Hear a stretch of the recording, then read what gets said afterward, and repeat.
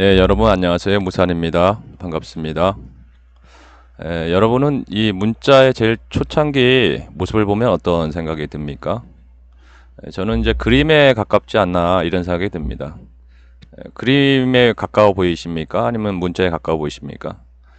저는 그림으로 보이는데요. 그래서 그림은 가장 원초적인 문자다 이런 생각이 듭니다.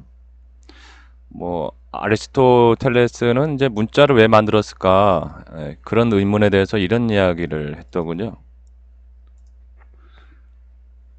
만물이 생긴 뒤로 언어가 생긴 이유를 그 언어로 하여금 만물을 분류하고 정리하기 위해서라고 이렇게 얘기를 했습니다. 뭐 아무래도 당연하겠죠. 뭐 우리가 이제 컴퓨터 파일을 정리하더라도 뭐 영화가 있을 테고, 그리고 음악, 뭐 드라마, 또 자신이 공부하는 거, 또 공부로 따지면 이렇게 뭐 이제 대표적으로 국영수, 예, 이렇게 문자로 하여금 이렇게 깔끔하게 정리하고 분류할 수가 있지 않겠습니까? 그래서 뭐 이 그림도 하늘과 땅으로 이렇게 딱 그냥 깔끔하게 정리가 되듯이 말입니다. 저는 이제 이런 면에서 이제 한문은 뜻을 담고 있는데요. 이 한 글자에 고농도로 압축시킨, 축약시킨 글자가 한문이라고 이제 생각이 듭니다. 그 글자 안에 이제 살펴보는 방법을 저는 파자라고 이렇게 보고 있는데요. 이제 녹색 점을 보시면 여기 이제 이게 통천열입니다. 이제 글자가 작아서 보이실지 모르겠는데요. 통천열이고요. 이 모습을 보면은 저는 이제 이게 사람의 머리죠. 이 부분이. 저는 머리가 열린 모습처럼 보입니다. 여러분은 이제 어떻게 보이십니까? 보통 이 부분을 정수리라고도 하죠. 또 백회열 부분이기도 한데요. 통천은 이제 말 그대로 통할 통자에 하늘 천자니까 하늘과 통했다 또는 하늘과 통하는 자리 뭐 이렇게 볼 수가 있겠죠. 뜻으로만 보면은. 그래서 저는 이제 앞선 영상에서 그 문자는 하늘과의 통신이다 이렇게 말씀드린 것도 통신에서 또 만들어진 흔적이라고 보는 것도 이런 이 이치로 보면은 저는 통천의 그 혈자리로 보면 그렇게 볼 수 있다고 봅니다. 또 이제 정수리를 우리말로 순수하게 숫구멍이라고 합니다. 뭐 숨구멍이라고도 하는데요. 우리말에서 이제 수처녀는 그 수처녀 그 수총각처럼 숫자는 그 더럽혀지지 않고 깨끗한 상태를 말합니다. 그런 이제 숫구멍이란 뜻으로 보면 구멍은 이제 입구 출구처럼 한문으로 하면 구멍구자죠. 입구 출구할 때 이 구자를 쓰죠. 그래서 출입문의 뜻이 있다. 근데 이제 이 출입구가 열리지 않은 벽과 다르지 않죠. 그래서 그 문자를 모른다면은 꽉 막힌 벽창과 같다 이렇게 저는 볼 수 있다고 생각합니다. 그래서 문자를 모르면 그 세상과 소통이 좀 어렵죠. 그래서 그 앞서 보신 이 그림처럼 이렇게 열린 생각을 하기 위해서 머리란 이제 생각하는 기관 아니겠습니까? 그래서 생각하는 그 마인드를 열기 위해서 이렇게 문자가 필요하다고 생각이 듭니다. 만약에 숨구멍이 막히면 어떻게 되겠습니까? 이제 뭐 이 사진이 적절한지 모르겠는데 물속에 들어가면 숨을 못 쉬겠죠, 아무래도. 이 사진은 이제 인도에 이제 코로나19로 호흡이 가빠서 안타깝게도 이제 뉴스 영상에 나오신 분인데 호흡이 가빠서 이제 돌아가시는 이제 장면을 캡처한 건데요. 또 이분은 책의 최장수 식물인간으로 이렇게 사시다가 얼마 전에 돌아가신 분입니다. 그래서 인간의 그 숨구멍이 막히면은 숨 막혀 죽겠죠. 그래서 저는 이 문자에 그 앞서 설명드린 이 모습이 숫구멍이 열린 모습이다. 그래서 이 문자가 없다면 인간의 생각이 막히는 것과 같다. 생각의 죽음을 그 전하는 것과 같다. 만약에 언어가 없다면은 우리가 생각을 할 수 있을까요? 쉽게? 직관적인 이제 느낌으로 많이 이제 대처를 하게 되겠죠. 저는 이제 수처녀 수총각을 하니까 한문에서 이 지혜 해자가 생각이 납니다. 앞서도 설명을 드렸는데요, 간단히 예쁠 봉자고요. 이게 이제 빗자루, 쓸다 이런 뜻이 있습니다. 거기다가 이제 마음 심자가 더해지면은 지혜자가 되죠. 예. 이 글자가 이제 지혜 해자인데요. 그 마음에 쓸데없는 이제 뭐 잡념들, 그리고 사리 사욕이나 이런 쓰레기 같은 생각들을 깨끗하게 비워버릴 때 지혜가 생긴다는 것을 이제 알 수가 있기 때문에, 이제 이 문자의 숫자와 깨끗하고 순수하다는 이 숫자와 지혜자는 저는 뭐 비슷한 뜻이 있다고 봅니다. 그래서 이제 문자도 우리 지혜를 증장시키는 하나의 도구다, 저는 이렇게 보고 싶습니다. 여기 보시면 이제 해성은 뭐 우리가 흔히 해성처럼 나타났다고 하지 않습니까? 갑자기 여기 보시면 이게 이제 해성 해자의 뜻이 있습니다. 살별해라고도 하는데요. 그래서 지혜란 게 저는 이렇게 보고 싶습니다. 예, 해성처럼 순간에 성광처럼 반짝반짝, 찰나찰나 생각이 나타날 때 그것을 잘 캐치해라, 이런 뜻이 담겼다고 보는데요. 뭐 사실이 그렇죠. 그 인류사에서 위대한 발견과 발명을 했던 분들은, 우연한 순간에 이렇게 해성처럼 반짝할 때 영감을 이렇게 캐치를 해서, 그거를 가지고 위대한 발명을 했다고, 그런 예가 많지 않습니까? 저는 여기 보시면은 이제 사람의 모양에서 어떤 이제 문양이 새겨져 있죠. 보시면은 사람 가운데 가슴 부분에요. 점으로 되어 있고, 여기는 보면요. 그래서 저는 이제 문자는 이렇게 보고 싶습니다. 그 수시란 의미가 이제 지혜와 관련이 있다고 본다면은, 어쨌든 순수한 의식 상태에서 성강처럼 이렇게 번쩍하고 깨달은 지혜를 그 자신의 그 가슴에서 영원히 인지하게 해서, 문신할 때에도 이 문자를 씁니다. 그럴 문에 몸 신자. 그리고 이 문자에는 몸에 새기다라는 뜻도 있습니다. 사전에 보면은. 그래서 자신이 영원히 가슴에서 잊지 않기 위해서 이렇게 문자라는 그릇에 자신이 깨우친 것을 이렇게 기억하기 위해서 만들어졌다고 이렇게 볼 수가 있습니다. 어떻게 좀 뭐 이해가 되시나요? 공감이 되시는지 모르겠습니다. 그래서 문자에 보시면은 이게 뭐 머리의 뜻이라고 보면 되거든요. 머리는 생각 아니겠습니까? 이거 X자 표시는 이제 배다, 그리고 다스리다는 뜻이 있는데요. 그래서 문자가 생각을 배고 다스리는 유용한 도구라고 저는 이렇게 보고 싶습니다. 이제 보면은 이제 이 정수리 부분이, 아이들은 이렇게 두개골이 완전히 단단하게 굳어지지 않죠. 정수리 부분이. 그래서 이 부분은 이제 숨골이라고도 합니다. 숨 쉬듯이 이제 말랑말랑 움직여서 숨골이라고 하는데요. 이 자리만은 이제 생명의 맥박을 느낄 수 있는 부분입니다.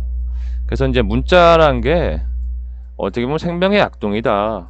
정신적으로 보면은 이렇게 정신활동의 일환으로 맥박이 떠야만 살 수 있는 거 아니겠습니까? 그래서 정신활동의 일환으로 문자가 자연적으로 만들어진 거 아닌가, 저는 이렇게 보고 싶습니다. 그래서 저는 이제 이 글자에서 여기를 가장 이제 집중해서 봐야 될 부분이라고 생각이 듭니다. 머리 정수리 부분이 활짝 열린 모습을 볼 때요. 또 통천을이라고 볼 때, 그 하늘과 통하신 분들, 그리고 순수한 마음과 정신으로 하늘과 교감을 통해서, 이게 X자가 이렇게 보이시죠? 교차해서 내려오는 거거든요. 이게 우리 한자에서 이렇게 보면은 이게 본받을 효자인데요. 여기에 보면은 교류할 때, 교차할 때 사길 교자가 있습니다. 원래는 이 X표 두 개가 본자가 이렇게 사길 본받을 효자입니다. 이제 주역에서는 이제 효라고 그러죠. 보통 건계를 따지면은 이게 하나하나 6개인데 이 하나하나를 효라고 합니다. 본받을 효자를 써서요. 그래서 저는 이제 이렇게 보고 싶습니다. 하늘과 이제 통하신 분들, 순수한 정신을 가지고, 그 열린 지혜를 가지고, 그런 분들이 문자를 만들었기 때문에 문자를 잘 살펴보면은 그분들이 깨달은 그 지혜를 우리가 손쉽게 얻을 수 있는 거 아닌가, 저는 이렇게 생각도 듭니다. 특히 이제 보면은 이제 요가 관련된 사진을 이렇게 제가 첨부해 봤는데요. 그 요가나 선도에서 보면은 이 제일 정수리 부분에서 이렇게 봉인된 백혈이 그 자리가 풀리면은 자기 전생도 볼 수 있다고 이렇게 주장을 합니다. 뭐 실제 공부하다 보면은 뭐 신기한 것들을 많이 경험을 하게 되죠. 그래서 만약에 그 잊혀진 전생 모습을 보게 된다면 자기가 현생에서의 뭐 습관이나 행동 또 자신이 하는 일이나 환경 등에 대해서 이제 깊이 이해하게 되겠죠. 그래서 저는 이제 이 문자가 앞서 보신 이런 모양처럼 이제 백회가 열린 부분이다라고 보면 자신이 이제 몰랐던 것에 대한 이해를 통해서 삶의 지혜를 얻게 되는 이제 도구다. 저는 이렇게 보고 싶습니다. 이제 자신의 과거를 전생을 알았을 때와 아닐 땐 차이가 크겠죠. 그래서 뭐 역사의 중요성은 뭐 누차 많은 학자들이 이야기하는데요. 전 논어에 이제 이런 얘기가 생각납니다. 그 공자님은 그 이런 말씀을 하셨는데요. 과거를 돌이켜서 미래를 살필 줄 알면은 다른 일을 가르치는 스승이 될 수 있다. 그래서 과거는 뭐 역사죠. 우리가 볼 때는. 그래서 말 그대로 역사의 기록은 문자로 하는 거 아니겠습니까? 그래서 이제 문자를 통해서 우리는 이제 과거의 경험을 또 지혜를 얻을 수 있다라고 저는 보여집니다. 뭐 역사학자로 유명하죠. 영국의 토인비는 그 인류에게 가장 큰 비극은 그 지난 역사에서 어떤 교훈도 얻지 못한 데 있다고 이렇게 이야기를 했습니다. 역시 이 역시도 이제 문자의 중요성에 대해서 이야기한 건데요. 저는 이제 그 인간의 생각에 미치는 그 문자의 파급력이 어디까지일까? 이제 앞선 이제 이 머리가 열린 이 모습을 보고 어떤 생각이 드셨는지 모르겠습니다. 저는 이제 인간의 생각을 열어주는 또 하늘로부터 이렇게 내려와서 교차되는 걸 볼 때 생각의 어떤 그 지혜를 열어주는 교감을 또 열어주는 그런 장점이 있다고 생각이 드는데요. 뭐 사람마다 생각은 다르겠지만 저는 이분 말씀이 생각이 듭니다. 그 20세기 인도의 성자죠. 스와미 묵타난다는 이런 말을 했습니다. 의식이 당신의 내면에 창조하는 온갖 세계 밑바닥에는 언어와 문자가 있다고 이렇게 강조를 했습니다. 그리고 또 한 말이 그 언어와 문자가 당신의 생각을 만들어내며 생각과 느낌을 만든다고 했습니다. 문자의 영향력이 굉장한 거죠. 이렇게 보면은. 그래서 묵타난다는 이렇게 얘기를 했습니다. 우리의 일상생활 가운데 일어나는 모든 생각들은 우리의 내부에 기록된다고 했습니다. 우리가 문자로 굳이 쓰지 않아도 우리가 문자로 생각하는 생각들이 우리 내부에 이렇게 기록이 되어서 제거하기 힘든 인상을 남긴다고 합니다. 그래서 문자가 우리 정신의 내면에 미치는 영향은 굉장한 거죠. 또 앞선 영상에도 말씀드린 것 같은데요. 인도에는 이런 속담이 있습니다. 발에 박힌 가시는 발 같은지 모르겠습니다. 가시가 박히면은 가장 좋은 방법은 가시를 사용하라는 말인데요. 또 문자가 우리 의식 세계에 미치는 이제 가시와 같다면은 또 문자를 통해서 빼내라는 말도 되겠죠, 이거는. 그래서 이제 대표적으로 이제 신성한 문자로 알려진 이제 만트라나 진언, 주문을 이제 외우는 수행을 하겠죠. 그래서 저는 이제 이 모습을 보면서 결국은 뭐 이제 인간의 머리가 열린 모습과 가슴에 뭔가 새겨진 모습이지 않습니까? 그래서 저는 이제 문자란 것이 인간의 가슴과 생각에 뭔가 지워지지 않은 내리에 박힌 가슴에 새겨진 무언가를 이제 이게 문자 형태로 만들었다고 생각이 드는데요. 또 바꿔서 생각해보면 머리는 생각하는 기관 아니겠습니까? 그래서 문자는 인간의 생각과 그 가슴에 마음에 지대한 영향을 미친다고 볼 수 있기 때문에 우리가 그 하나하나 문자나 언어를 선택할 때 굉장히 주의해서 사용해야 되는 거 아닌가 이런 교훈을 가르쳐주고 있다고 생각이 듭니다. 뭐 만약에 하늘에서 이 부분은 이제 내려오는 부분이죠, 사실은 이렇게 보면은 하늘에서 이제 그 뭔가 기운이 내려오고 인간이 또 머리가 하늘을 향해 열렸다는 것은 저는 이제 하늘 천자로 이렇게 말씀드리고 싶습니다. 천자에 보면은 이제 장인공자가 있죠, 여기 이 부분에요. 그리고 사람인자의 모습이 있습니다. 여기에 보시면. 그래서 이거는 장인공자에는 만들다는 뜻이 있으니까요. 그 사람은 이제 만물의 대표격이니까 만물을 만든 하늘과 주고받은 통신 내력을 그 기록한 것이 저는 문자라고 이렇게 보고도 싶습니다. 앞서 말씀드린 이제 통할 통자를 써서 통천의 뜻이 있죠. 이 문자를 보면은. 그래서 하늘과 통한 분들의 지혜가 문자라는 그릇에 기록으로 담겨진 셈이다. 저는 이렇게 보고 싶고요.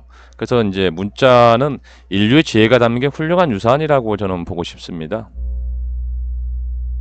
그래서 저는 이제 문자 속에 담긴 뜻과 의미를 우리가 제대로 이해할 수 있다면은 누군가 과거에 깨우친 지혜를 우리가 손쉽게 얻을 수 있는 장점이 있다고 생각이 돼서 이렇게 파자를 하는 거고요. 이거 보시면은 그 문자에는 이제 내 몸의 색이다, 꿈이다는 뜻이 있습니다. 꿈이다.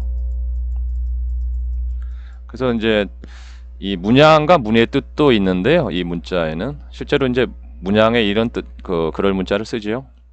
주역에서 이제 꿈이다는 뜻의 개가 있습니다. 보시면 이제 위에가 산을 뜻하고 아래가 활을 뜻하기 때문에 이거를 이제 산하 비계라고 합니다. 그래서 비계를 보시면은 이 비자는 위에 이 글자가 있는데요. 이건 풀의 자인데요.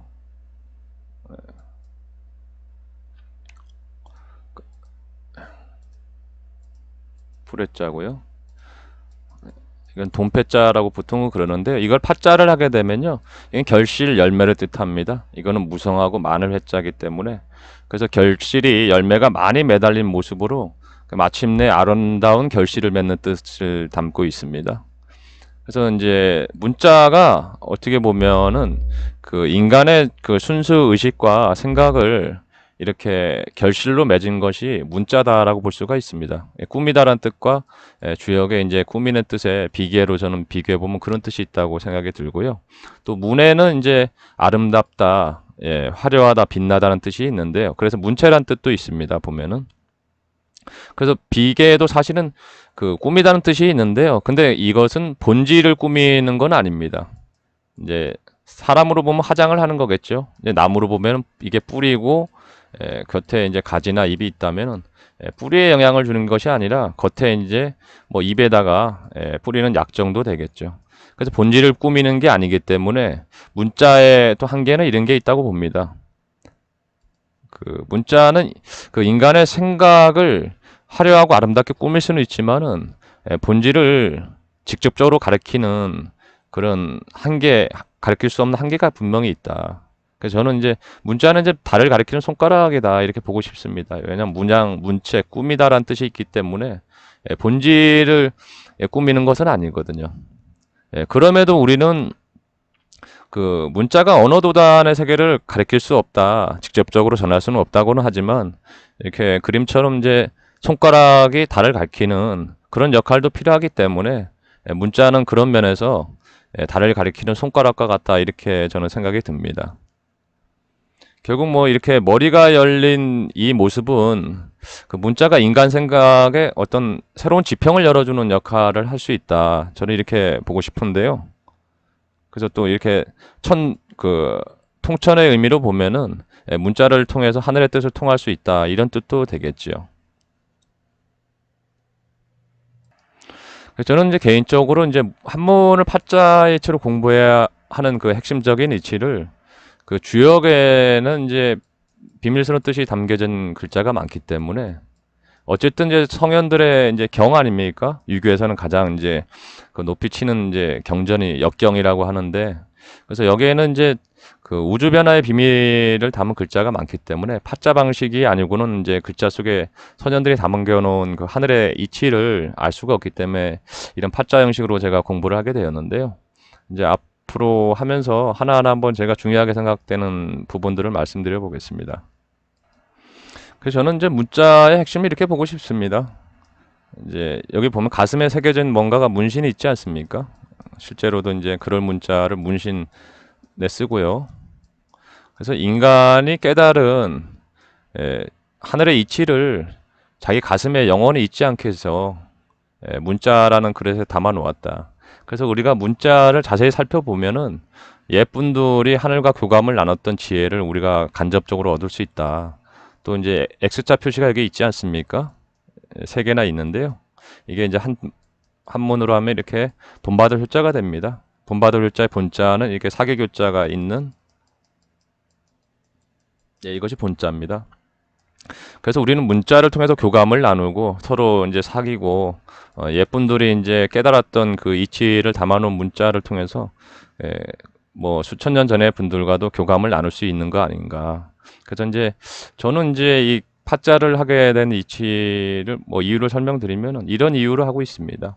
예, 문자 속에는 분명히 어떤 옛분들이 뭐 하늘과의 교감과 통신을 통해서 깨달았던 지혜가 분명히 담겨져 있을 거다. 그걸 이제 가슴에서 잊지 않기 위해서 영원히 잊지 않기 위해서 문신처럼 새긴 거 아닌가. 그래서 그렇게 보고 저도 이제 문자 속에 담긴 뜻을 파헤치고 있는데요. 뭐 제가 이제 전달하고자 했던 부분이 잘 설명이 됐는지 모르겠습니다. 예, 문자는 이제 뭐 한 60페이지 정도 준비는 했지만 이제 더 설명을 하면은 그럴 것 같고요. 그 이 정도에서 이제 마무리 짓고 제가 뭐 실생활에서 아니면 우리가 공부하는 데 있어서나 또 도움이 될 만한 실질적인 글자를 가지고 다음 시간에 찾아뵙겠습니다. 날씨가 이제 좀 많이 선선해진 것 같습니다. 밤이 되니까 그 풀벌레 소리도 울리고요. 또 입추가 지나니까 확실히 이제 더위가 누그러진 것 같습니다. 예, 끝까지 시청해줘서 감사하고요. 예, 건강 잘 챙기시기 바랍니다. 고맙습니다.